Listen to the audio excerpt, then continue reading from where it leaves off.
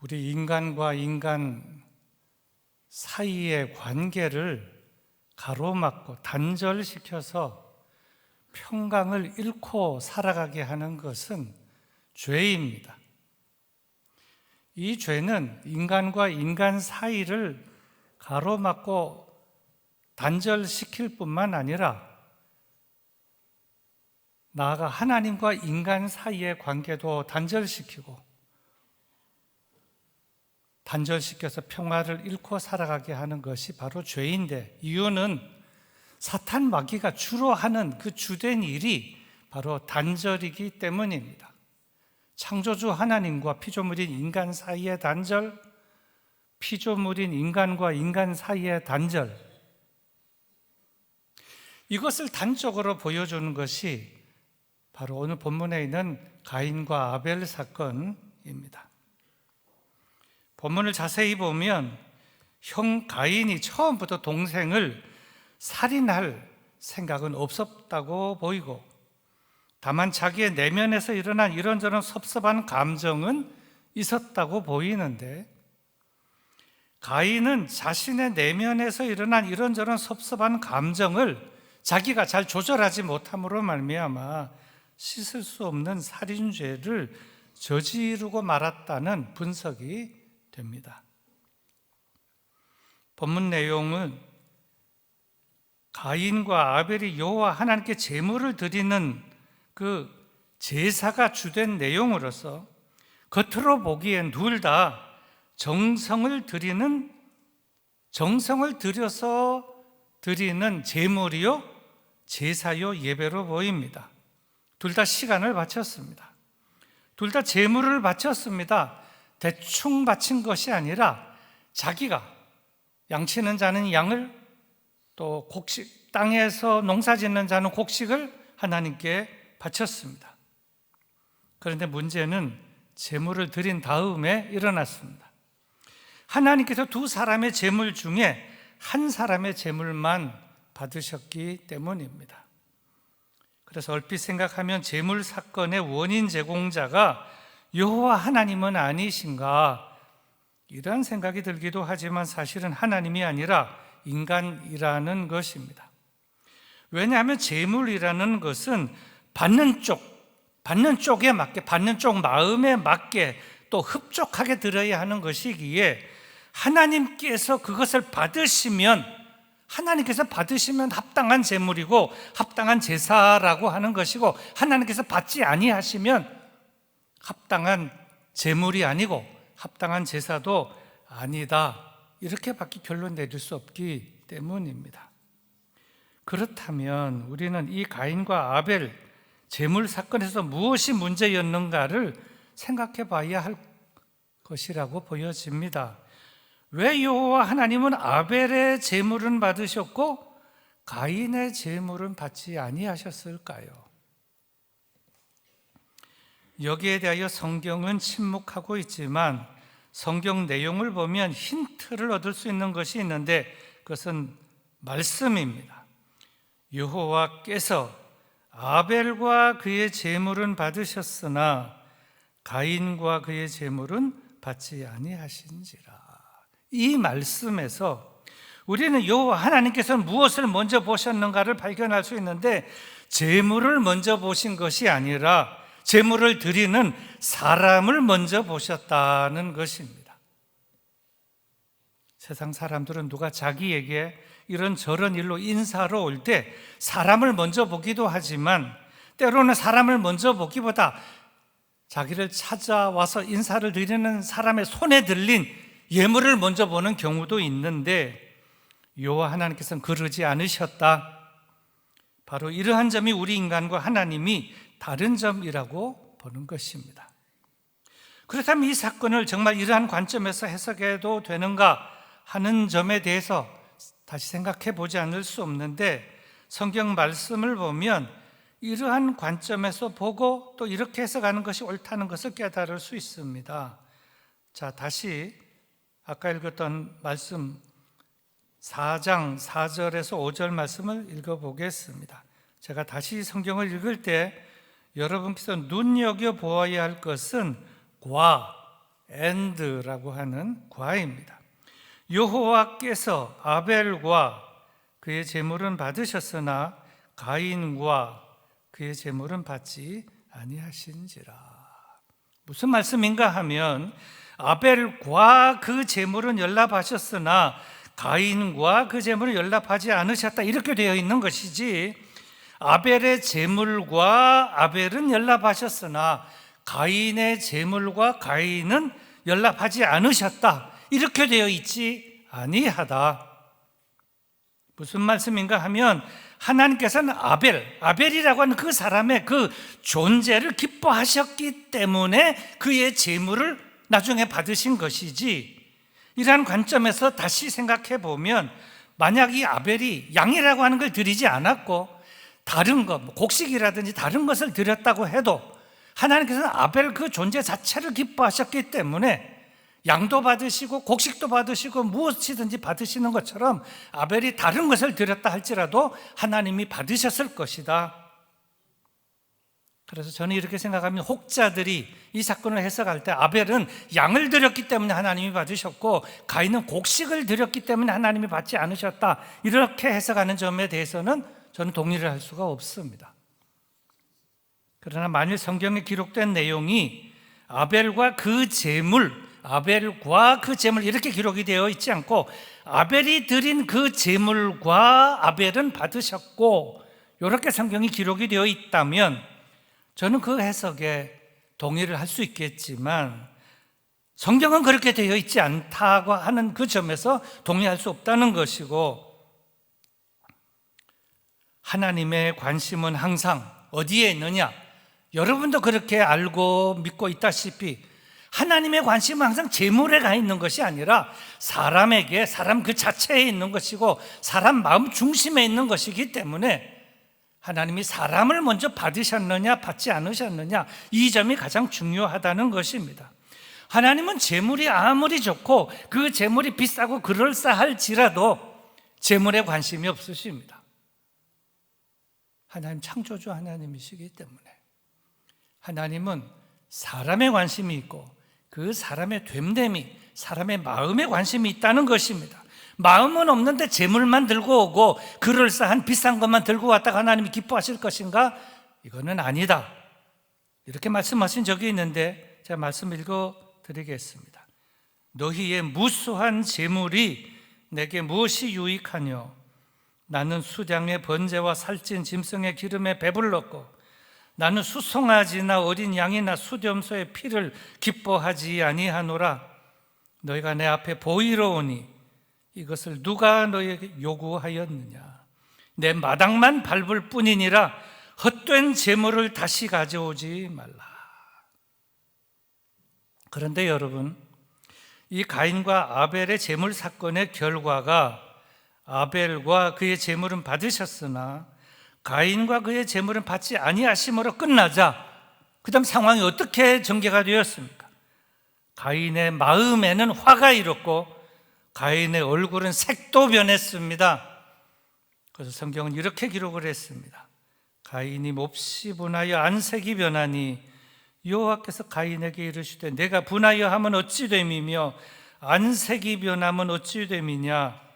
내가 선을 행하면 어찌 낯을 들지 못하겠느냐? 선을 행치 아니하면 죄가 문에 엎드려 있느니라. 죄가 너를 원하나 너는 죄를 다스릴지니라. 이 말씀에 내가 선을 행하면 어찌 낯을 들지 못하겠느냐? 다른 번역본 보면 내가 잘했다면 왜 얼굴을 들지 못하냐? 이렇게 번역되어 있는 것도 있습니다. 그런데 이 가인을 향한 하나님의 말씀은 두 가지였습니다. 첫째는 죄가 너를 원한다. 둘째는 너는 죄를 다스려야 한다. 하나님께서 하신 말씀을 보면 죄라고 하는 것은 마치 닫힌 문 밖에 웅크려 있으면서 사람이 나오기만 기다리는 사나운 야생 짐승으로 표현하고 계시는데, 이와 같이 지금 불편한 가인의 마음에 그 문 밖에서 일어나고 있는 상황은 죄라고 하는 야생 짐승이 가인 마음 문 밖에 웅크리고 엎드려서 문이 열리기만 하면 달려 들어가서 가인의 영혼과 가인의 마음과 가인의 삶을 단숨에 물어뜯어서 죄의 희생물로 만들게 할 것이라고 경고하신 하나님의 말씀이었는데, 가인은 이 하나님의 말씀, 경고의 말씀을 주의 깊게 듣지 않았고 들어서도 실천하지 못함으로 말미암아 마음에선 분이 일어나게 되었고 얼굴엔 색도 변하게 되면서 자신의 마음 문 밖에 웅크리고 있던 사자와 같은 죄가 가인의 마음속으로 쏙 들어가서 저를 죄의 길로, 살인의 길로, 저를 파멸의 길로 몰고 가고 말았다는 것입니다. 본 8절 말씀입니다. 가인이 그의 아우 아벨에게 말하고 그들이 들에 있을 때 가인이 그의 아우 아벨을 쳐 죽이니라. 가인은 재물 사건으로 마음속에서 화가 치밀어 오르고 안색이 변하자 동생 아벨에게 이렇게 말합니다. 우리 들로 나가자. 들로 나가서 가인이 가만히 있지 아니하고 동생에게 달려들어 동생을 쳐 죽였다는 것입니다. 그런데 이것은 참으로 가슴 아픈 역사, 슬픈 역사가 아닐 수 없는 것입니다. 자, 그렇다면 오늘 이 사건 속에서 하나님께서 가인에게 말씀하신 죄가 너를 원하나 너는 죄를 다스릴지니라, 죄가 너를 다스리고 싶어 하여도 너는 죄를 반드시 이겨야만 한다. 죄가 너의 문에 도사리고 앉아 너를 지배하려고 하니 그러므로 너는 그 죄를 잘 다스려야 한다. 이러한 말씀을 주셨는데, 그렇다면 어떻게 이 말씀에 순종해서 우리는 죄를 다스릴 것인가 하는 점에 있어서 세 가지로 말씀을 드리겠습니다. 첫째, 제일 먼저는 죄가 항상 나를 원한다, 죄는 나를 원한다는 이러한 기본적인 지식, 인식을 가지고 있어야 된다. 그래서 지식의 영역 안에서, 마음과 의지의 영역 안에서 죄를 다스려야만 할 것입니다. 지식의 영역 안에서, 마음과 의지의 영역 안에서 첫째로 죄를 다스려야 한다. 기본입니다. 다음 둘째로, 그 다음에는 나는 주로 그동안 살아오면서 무엇에 약하고 무엇에 넘어졌는가, 나의 약점을 생각하면서 나의 자신의 약함, 자신의 약점의 영역 안에서 죄를 다스리고자 하는 생각과 의지를 가져야만 한다 하는 점입니다. 다음 세 번째, 마지막으로는 아무리 생각해봐도 나는 이것저것 다 하지만 나의 지식과 의지와 노력으로는 죄를 다스리려고는 하지만 이길 수는 없는 존재이므로 하나님께 간절히 기도해서 성령님의 은혜와 역사로, 성령님의 도우심으로, 그래서 성령님의 은혜와 성령님의 간섭하심과 성령님의 능력으로 죄를 다스려야만 할 것입니다. 설교 결론입니다. 사도 베드로는 초대교회 성도들에게 이렇게 당부한 적이 있었습니다.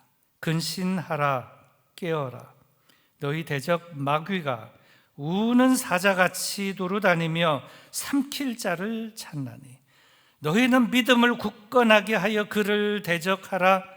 이는 세상에 있는 너희 형제들도 동일한 고난을 당하는 줄을 알미니라. 그렇습니다.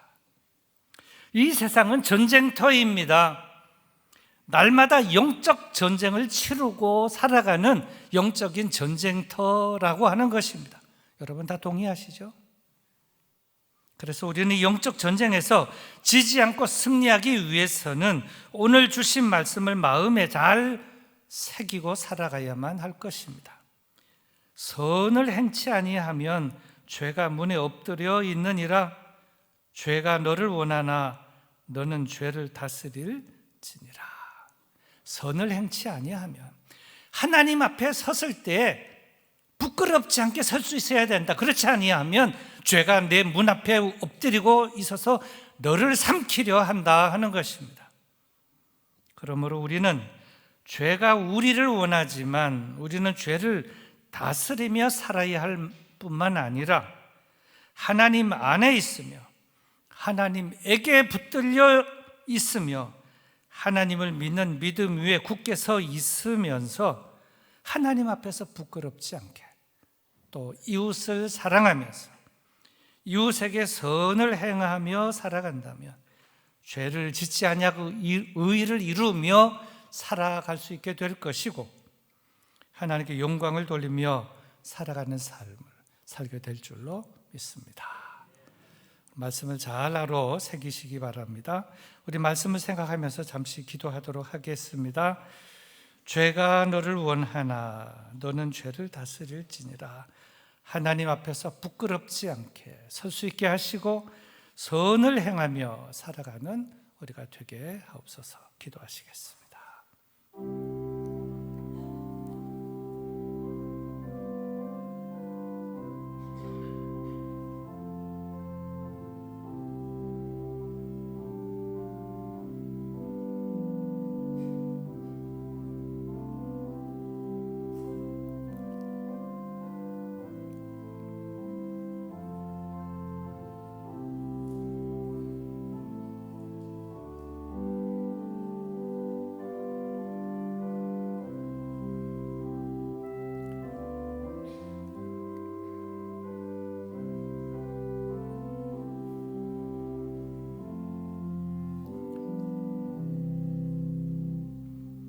하나님 아버지, 오늘 우리에게 또 이 시대 속에서 꼭 필요한 말씀을 주시니 감사합니다.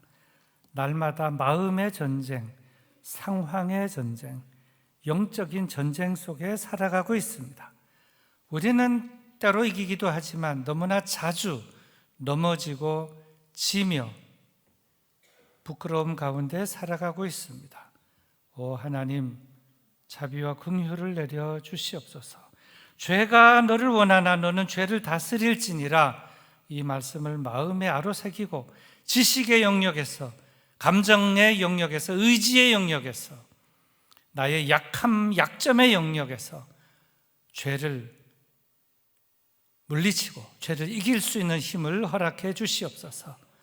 그러나 아무리 생각하고 노력해도 우리의 힘만으로는 부족하오니 하나님께서 성령으로 우리를 도우셔서 성령께서 우리를 지켜주시고 내 마음을, 나의 감정을, 나의 연약함을, 나의 모든 약점을 붙들어 주시고 지켜주셔서 사탄 마귀의 밥이 되지 않고 죄에 지지 않고 승리하는 우리가 되게 하여 주시옵소서.